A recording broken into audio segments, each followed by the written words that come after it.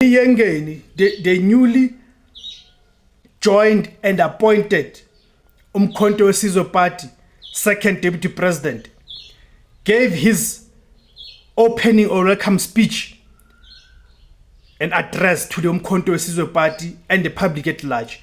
Let us listen to what Tony Yengeni had to say on the occasion of him joining the Umkhonto weSizwe Party.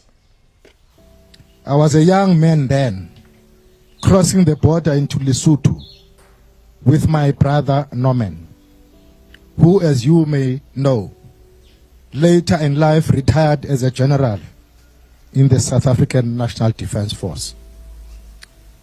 We were stepping into exile, into uncertainty, into a life of struggle.